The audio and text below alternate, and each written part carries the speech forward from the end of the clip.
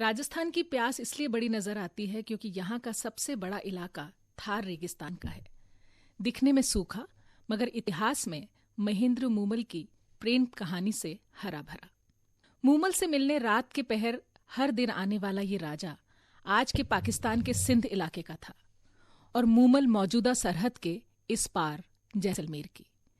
यहाँ इस राजकुमारी की एक ही निशानी बची है, एक खंडहर। लेकिन सुनते हैं तब इस इलाके में उपवन थे, सरोवर थे, पंछी और जंतु थे। आज दूर दूर तक रेतीले धोरे हैं, छितरी हुई आबादी है, मगर राजस्थान के दूसरे इलाकों की तस्वीर में जीवन के कई रंग आज भी भरे पूरे हैं। जल, जंगल, जमीन के कुदरती नजारे हर उस जगह हैं जहां आदिवासियों की बस्ती है। ऐसा ही है राजस्थान का 12 जिला यानी हाड़ौती अंचल के शाहबाद का इलाका, जहां के सीताबाड़ी में सीता ने वनवास काटा और लव कुश को जन्म दिया। पहले राजे रजवाड़ों की अनदेखी और फिर आजाद हिंदुस्तान में बनी नीतियों और उनकी खामियों का खामियाजा भुगतती सहरिया जनजाति का बसेरा इसी इलाके में ज्यादा है। शाहबाद की एक पंचायत या गांव को लांघते हुए आप दूसरी में दाखिल होंगे तो कुन्नू, रेती या सिरसा नदियों में से कोई न कोई आपकी पगतली को भिगोते हुए निकलेगी। यूं जिले में तो कई और नदियां बहती हैं, लेकिन आप सिर्फ उन्हें बहता हुआ देखेंगे, ठहरा हुआ कहीं नहीं। छरहरे औरत, आदमी और मचलते बच्चे नदी में छलांग लगाते, नहाते, छपछपाते नजर आ जाएंगे, लेकिन बहते पानी को बांध नहीं पाने का नतीजा यहाँ के एक गांव पुरमपुर की कोताबाई जैसी हजारों औरतों ने भुगता है। पानी और जीवन की बेहतर बयानी वही कर सकती हैं। 2 नदियां और पथरीले रास्ते पार करके 55 साल का जीवन जी चुकी कोताबाई के घर पहुंचे तो दिन ढल चुका था। बिजली नदारद थी।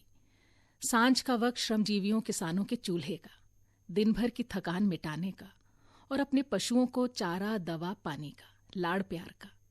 उस वक्त एक बीमार बकरी की तीमारदारी में लगी कोताबाई कभी पूरे परिवार के साथ शहरों में मजदूरी करती। पीछे छोटे बच्चों और घर के बड़े बुजुर्ग दोनों की देखरेख राम भरोसे। नदियों का पानी तो अपनी मौज में बहता निकल जाया करता। गर्मी के दिनों में तो किल्लत इतनी कि कंठ और खेत तरस जाते थे। न फसल, न पानी, न काम। रास्ते के साथी छीतर जी कुन्नू की सखी नदी को पार करते हुए बताते जाते हैं कि बगल का गांव पूरे ब्लॉक का सबसे सूखा क्षेत्र घोषित है, यानी डार्क जोन। अंधेरे में भी कोई बात अधूरी न रह जाए, इसलिए कोताबाई अपनी झुर्रियों में दर्ज एक एक वाकया तसल्ली से कहती रहीं। जब सामाजिक संस्थाओं के प्रतिनिधि पुरमपुर और आसपास के गांव में आने जाने लगे तो जीवन की तकलीफों से निजात पाने की आस जगी। गांव की खरी मिट्टी को जानकारी की खाद जरा सी मिल जाए तो सोच और मेहनत का अंकुर तो जल्दी फूटता ही है। पलायन की पीड़ा को तो धकेलना ही था, तो सामूहिक ताकत और सहकारिता का सोच उसकी बुआई की सोच। करीब 18 साल पहले जब अकाल की मार पड़ी तो संस्थाओं की ओर से राहत के काम गांव-गांव हुए। पूरा गांव जुटा और बरसते अमृत को गांव में ही रोकने के लिए तलाई की खुदाई का बीड़ा उठाया। पसीने की बूंदों को जब बारिश की फुहारों से ही राहत मिलने लगी तो आस जगी कि यदि नदी का पानी रास्ता बदलकर गांव आ जाए तो पथरीली जमीन को फाड़ कर भी जुताई कर दे।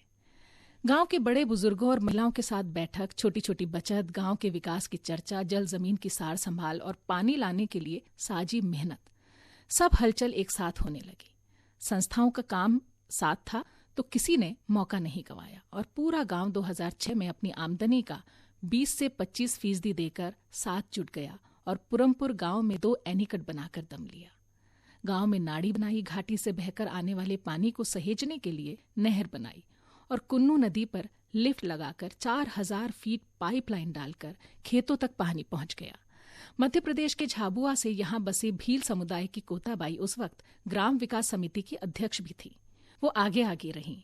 इन सब कामों में हर परिवार का श्रमदान हुआ और पानी अपना रास्ता बदलकर, अपना रास्ता बनाकर इस कर्मठ निश्चल गांव के पास आ गया। आज असर ये कि पूरा बंजर पड़ा पथरीला गांव खेती वाला हरियाला गांव बन गया है। अब करीब 60 परिवारों के गांव में कोई पलायन नहीं करता। सभी सरकारी योजनाओं का फायदा ले पा रहे हैं। बैंक अकाउंट हैं, घर की रसोई में गैस सिलेंडर और चूल्हा है, कुछ घरों में ट्रैक्टर है, मोटरसाइकिल है, बाजार और भाव दोनों का खूब अंदाज है और माँ, बेटियां, बहुएं घरों में, खेतों में हैं, तो फसलें और परिवार दोनों फल फूल रहे हैं। इस बार दिन के वक्त कोताबाई के यहाँ दोबारा दस्तक दी तो 18 बीघा में लहलहाते उनके मक्के और तिली के खेत से गुजरते हुए गांव, पंचायत और आसपास के पूरे समाज के विकास की उनकी लोक समझ की झलकी भी मिलती गई। पांवों को धंसने से बचते बचाते कोताबाई के कदमों का पीछा करते कराते टिड्डी के हमले से उजड़ी उड़द की फसल को उंगालते हुए पहुंच पाए एनीकट तक। एक बड़ा सा सांप देखते ही छूमंतर हो गया पानी में। वहीं से दूर दूर तक मेड़बंदी से रोकी गई मिट्टी की कटाई और परंपरागत ज्ञान के साथ गांव वालों की अपनी समझदारी का नजारा भी देखा। रास्ते में तलाई में उगे पेड़ों पर 4 बया पंछियों को अपने घोंसले बनाने में मगन देखकर ठिठके तो कोताबाई नन्हे पंछियों की सूझबूझ से इंसानी फितरत की बात कहने लगी कि इन पंछियों को पता है कुदरत के साथ नाता ही जीवन है, लेकिन आदमियों को समझाने में कितना वक्त लगता है। फिर भी समझे न समझे कोई नहीं कह सकता। फिर भी अच्छी समझ को आजमाने का ये असर है कि गांव में अब रबी और खरीफ दोनों फसलें होती हैं। कोताबाई के खेतों में सफेद और पीली मक्का, तिल्ली, चना, उड़द, सरसों, गेहूं और घर की बाड़ी में लौकी, बैंगन, भिंडी सब उगता है। साल भर गोदाम भरा रहता है और मौसमी सब्जियां पूरे साल उगती हैं। प्रधानमंत्री आवास योजना में मिले पैसे से कोताबाई के घर में 3 पक्के कमरे और चबूतरा बना हुआ है, जिसमें 2 में फिलहाल गेहूं और चने की बोरियां पारंपरिक बीज के गोदाम बने हुए हैं। इस बार मक्का और गेहूं से 1.5 लाख पल्लू में आए और बाकी साल भर में 3.5-4 लाख की कमाई हो ही जाती है। जब पलायन का इरादा छोड़कर संस्थाओं की बैठक में जाने लगी थीं, तो समाज के कुछ लोग ऊंचा नीचा कहते भी, लेकिन उनके पति हथसिंह जी की हमेशा आड़ रही। घर से दूर 15-20 दिन किसी प्रशिक्षण में जाना हो, महिलाओं के समूह बनाने या गांव वासियों को जागरूक करने जाना हो या फिर खेती किसानी के नए तरीके और जानने की ललक हो, उन्होंने कदम कदम साथ निभाया। आज जब पति नहीं रहे तो कोताबाई उनके साथ को पल पल याद करती हैं कि एक आदमी की खुली सोच महिला को पूरे समाज को बदलने का हौसला थमा देती है। सुकून इस बात का है कि घर धन धान से भरा हुआ है, बेटे बहुओं पोते पोतियों से रौनक है। 5 बेटियां अपने अपने घरों में खुश हैं। एक बेटा सहरिया आदिवासियों के बच्चों के लिए खुले स्कूल में पढ़ाता है तो दूसरा खेती बाड़ी में हाथ बटाता है। अपने श्रम से बने इन जल स्रोतों से नाता ये है कि एक बार एक एनीकट टूट गया तो कोताबाई खुद ही मरम्मत करने जुट गई। देखा देखी पूरा गांव और मदद के लिए संस्थाएं साथ खड़ी हो गईं। जुबान की पक्की कोताबाई का आज ये सम्मान है कि उनका कहा कोई नहीं टालता समाज और आसपास भी। अगल बगल के गांव को छूते हुए गुजरे तो बदलाव की आहट सिर्फ पुरमपुरा गांव में ही नहीं बल्कि आसपास के करीब 100 गांवों में सुनाई दी। गांव की महिलाओं की छोटी छोटी बचत और उससे लोन लेने की सुविधा को भी सरकार और स्वयंसेवी संस्थाओं ने संगठन का स्वरूप देकर गांवों का स्वाभिमान भी महसूस किया जा सकता है। यहाँ इस इलाके में महिला समूहों के साथ काम कर रहे सामाजिक कार्यकर्ताओं ने महिलाओं का नेटवर्क तैयार करने के लिए कोताबाई जैसी महिलाओं के नेतृत्व में सबको संगठित किया। भारत सरकार की योजना के तहत मिले फंड से महिला सोसाइटी का कामकाज खड़ा हुआ, स्वयं सहायता समूह बने। आज कोताबाई के साथ 100 गांवों की करीब 5,000 महिलाएं जुड़ी हुई हैं। सब मिलकर पानीदार काम कर रही हैं। शिक्षा की अलख, बेटियों को स्कूल से जोड़ना, स्वास्थ्य की जागरूकता, नशे की लत छुड़वाना और खेती के नए तौर तरीके के साथ साथ अपनी बचत के खातों को घर परिवार के आड़े वक्त के लिए सहेजना, सब काम आदिवासी महिलाओं ने अपने हाथ ले रखा है।